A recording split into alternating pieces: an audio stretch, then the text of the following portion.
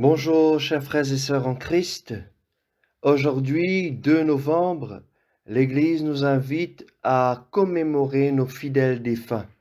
Après la fête de la Toussaint, c'est l'occasion pour nous de prier, de penser, de nous souvenir de tous nos parents et amis, de tous ces êtres chers qui sont partis nous préparer une place dans le royaume de Dieu, mais surtout de nous souvenir de Jésus-Christ, notre Seigneur, qui a donné sa vie, qui est mort pour nous, mais qui est ressuscité et toujours vivant avec nous.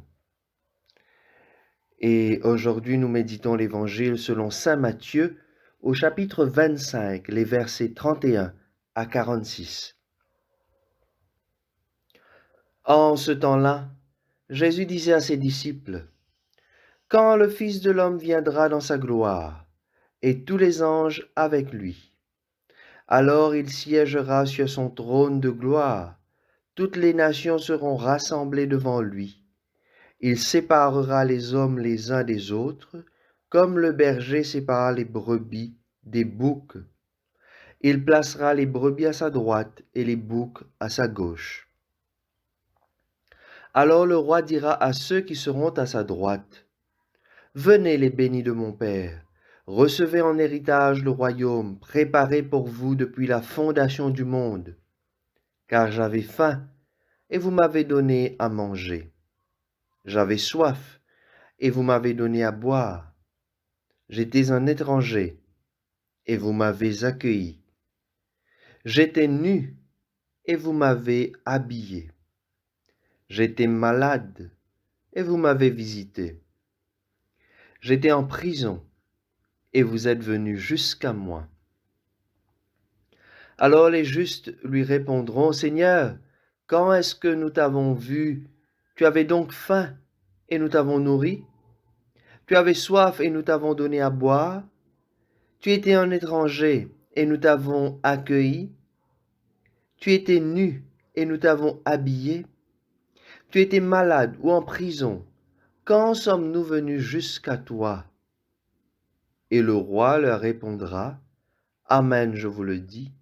Chaque fois que vous l'avez fait à l'un de ces plus petits de mes frères, c'est à moi que vous l'avez fait. Alors il dira à ceux qui seront à sa gauche, allez-vous-en loin de moi, vous les maudits, dans le feu éternel préparé pour le diable et ses anges, car j'avais faim, et vous ne m'avez pas donné à manger. J'avais soif, et vous ne m'avez pas donné à boire. J'étais un étranger, et vous ne m'avez pas accueilli. J'étais nu, et vous ne m'avez pas habillé. J'étais malade et en prison, et vous ne m'avez pas visité. Alors ils répondront eux aussi, Seigneur, quand avons-nous vu avoir faim, avoir soif, être nus, étrangers, malades ou en prison, sans nous mettre à ton service? Il leur répondra, Amen, je vous le dis, chaque fois que vous ne l'avez pas fait à l'un de ces plus petits, c'est à moi que vous ne l'avez pas fait. Et ils s'en iront ceux-ci au châtiment éternel, et les justes à la vie éternelle. Acclamons la parole de Dieu. Frères et sœurs, notre monde évolue tellement vite. Et qui dit évolution dit aussi changement, avec tous les développements scientifiques et technologiques, tant au niveau de la société qu'au niveau familial et personnel. Bien sûr, nous embrassons les changements avec reconnaissance, car nous utilisons notre intelligence, celle que le Seigneur nous a donnée, qui est d'ailleurs un don de l'Esprit Saint, pour avancer et mettre notre humanité en premier et faire progresser l'homme tout au long de son pèlerinage sur la terre. Toutefois, quand tous ces progrès nous éloignent de l'essentiel, nous rendent individualistes, ne nous permettent plus de voir nos frères et sœurs à côté de nous, il nous faut alors nous demander si cela en vaut vraiment la peine.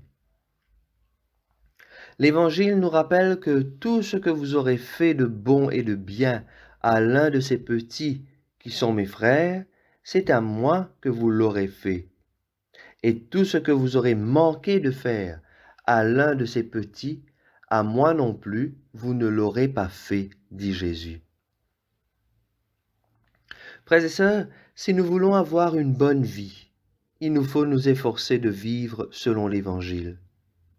Même si nous connaissons bien toutes ces lois que nous donne le Seigneur, la parole de Dieu, les vivre au quotidien demeure souvent difficile. Quand nous nous présenterons devant Dieu, quel jugement aura-t-il à notre égard?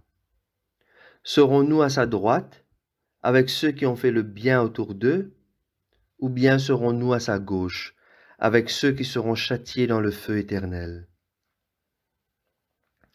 Je le dis souvent, n'oublions pas que le péché sera encore plus grave pour nous chrétiens, car nous connaissons la vérité, nous avons la parole de Dieu, nous connaissons ce que le Seigneur attend de nous, nous connaissons le Christ qui nous a tout enseigné.